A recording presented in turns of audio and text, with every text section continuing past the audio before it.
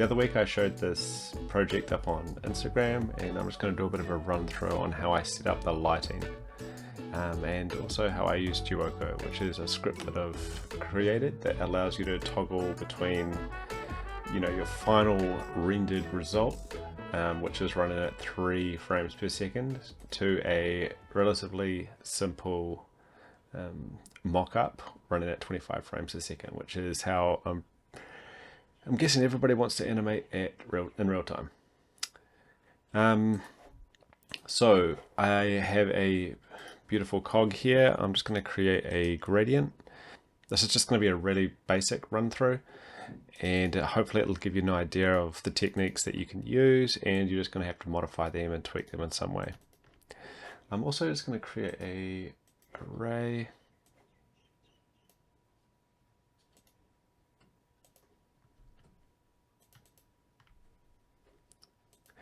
And I'll set this to screen.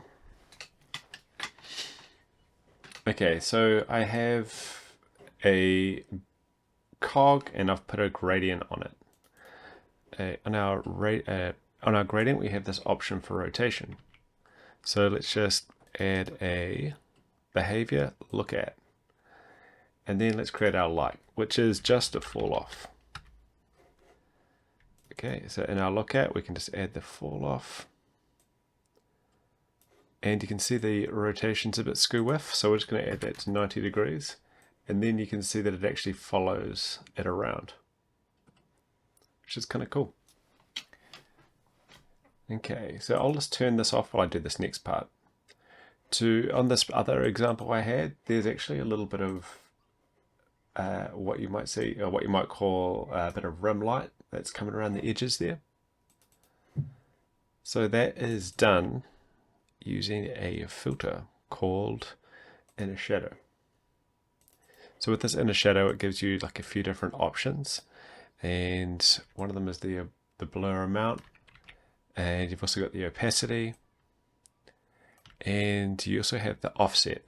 So the offset allows us to push it around in different directions, which is kind of what we want to do. So let's right click on that, add another behavior, get vector. And within our get vector, we want to put our fall off again. And we might just have to increase this as well. I'm just going to add it to 500 and see how we go.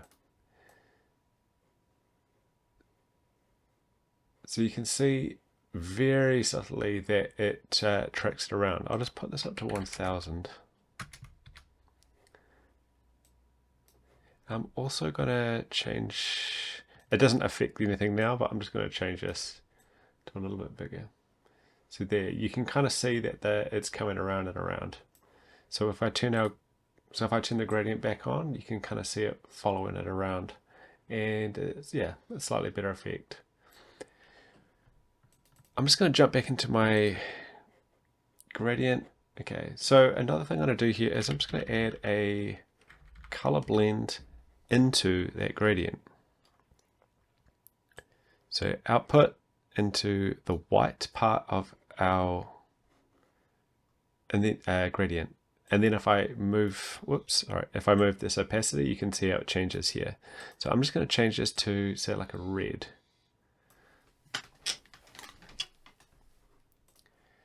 and for the fall off, I'm just going to put the strip fall off back into it. So as you see, it gets closer. So again, I might just make this a little bit bigger. And that's pretty much the guts of how I got this set up. There was one other little thing I did. So bear with me, this isn't very exciting. I'll add another gradient. Gradient 2. And I'm going to change it from linear to radial. And I'm also going to change this to screen space. Okay, and so we've got offset down here. So I'm just going to use the offset from our, the position from our light. So you can see it's moving around here. And I'm also going to change the fixed radius. And we've got this radius option here. So I'm going to mix the radius option in here as well.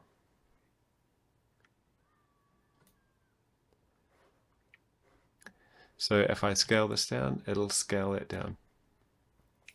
So what I've done here as well, I have reversed it. I have had it to screen space and multiply. And yeah, that's that.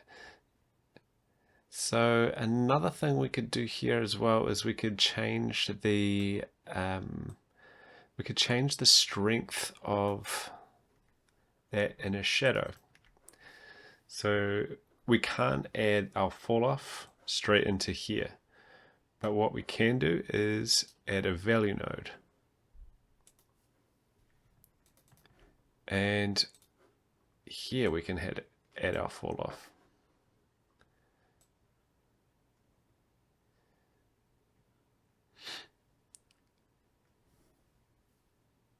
So you can, yeah, but you know, I feel like that kind of, hopefully this gives you a bit of a start. Sorry, this is a bit of a speedy run through.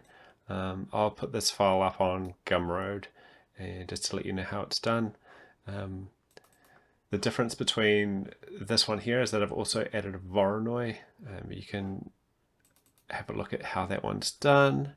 If I want, so with this now, I can just throw that into a duplicator, put it into random,